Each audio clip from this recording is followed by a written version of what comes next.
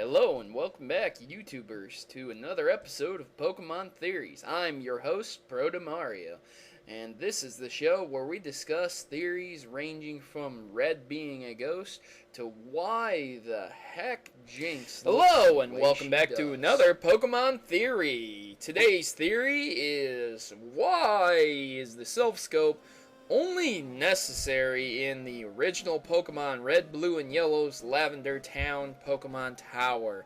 This theory was asked by Honest Tom 23, the LPer extraordinaire from Britain. So if you don't know about him, check his channel out.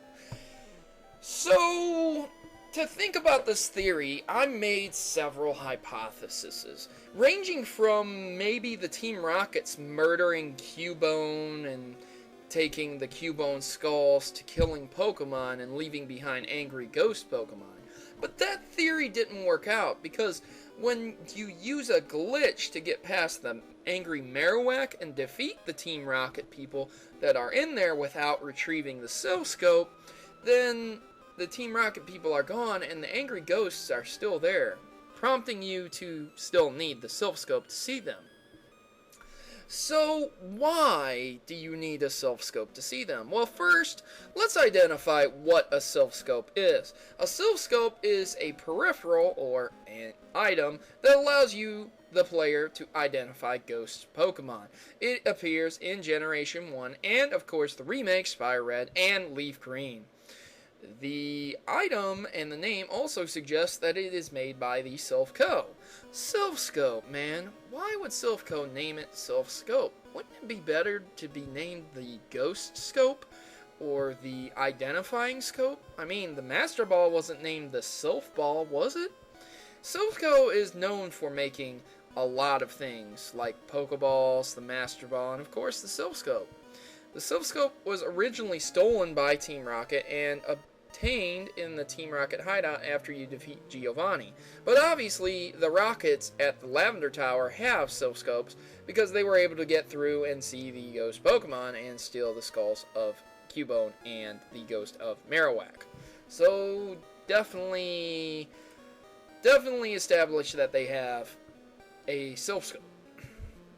So, this theory revolves completely around corporate greed.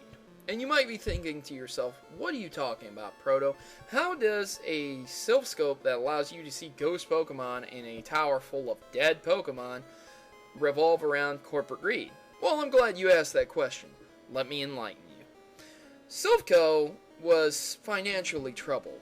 When they didn't produce the prototype of the Master Ball in time, a lot of their investors backed down, and they were starting to lose a lot of money in investments because they weren't able to produce the Master Ball as rapidly.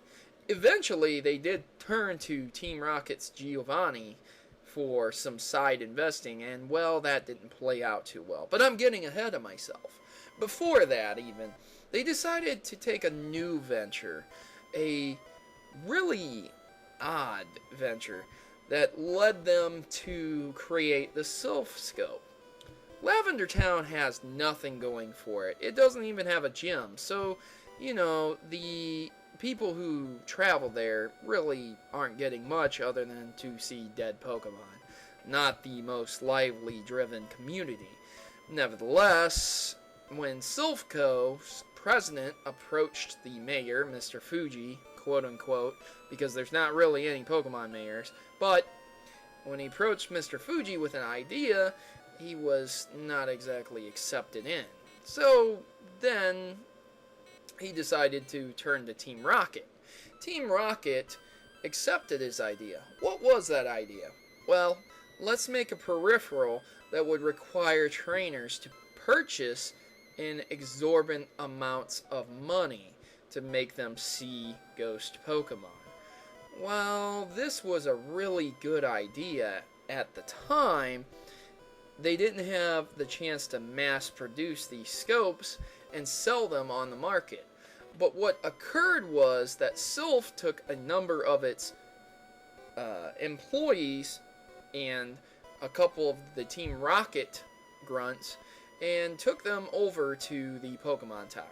They captured a bunch of ghost Pokemon and then released them back, giving them specific orders to possess the other trainers there, i.e. the channelers, and to make sure to stay invisible so that other trainers couldn't see them.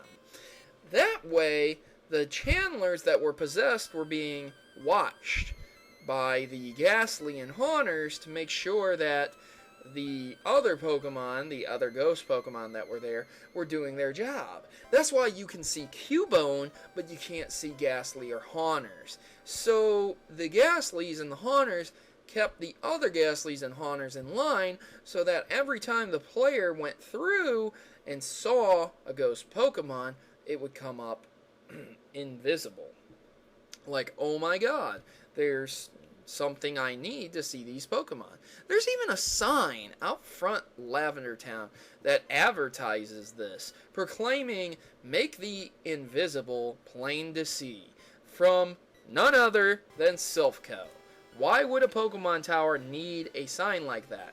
Why would you go to a Pokemon Tower to catch a ghost Pokemon if it's a place of mourning? That seems somewhat disrespectful to be battling ghost Pokemon on the graves of dead Pokemon trainers' Pokemon. So, rest in peace, corporate greed showed me the way here today. This is how and why the Silph Scope came into play, and this is why it is not necessary or needed in any other region. There is only one other thing that would possibly break this theory. If you do happen to do the glitch that allows you to catch ghost Pokemon outside of the tower, they will still come up ghost, but you will still be not permitted to catch them, which means the Silph Scope may or may not be necessary. But again, there's also the trainers Pokemon that come out and you can completely see them in the Pokemon Tower, which would prompt you to realize that those Pokemon are not hiding themselves, which means you don't need a Silph Scope to see ghost Pokemon. It's all a sham, guys. You've been duped, you've been frauded, and the only reason you're probably not that angry is because you really didn't even pay anything for that Silph Scope. In fact, you can complete the game without ever grabbing a Silph Scope. And in the gym with Sabrina, you can still fight the ghost Pokemon without needing the Silph Scope. So, it's all just a corporate lie perpetrated by Silph Scope to recap some lost profits from their Master Ball prototype being delayed for too long. And, well, they got what they deserved. A very hostile corporate takeover by Giovanni and his Rockets. I'm Protomario and I'm signing out, and thanks for watching, guys. If you enjoyed this Pokemon theory, please make sure to click that like button and share my theory with others, because I'm sure there's plenty of Pokemaniacs out there interested in this too. I hope you enjoyed that video, guys, and now time for a service announcement from the Maverick Army. Tired of the norm? Is it time for a revolution? Join the rebellion and become a Maverick today by subscribing to Protomario. Remember, together we can create a new world order of gaming. Mavericks unite.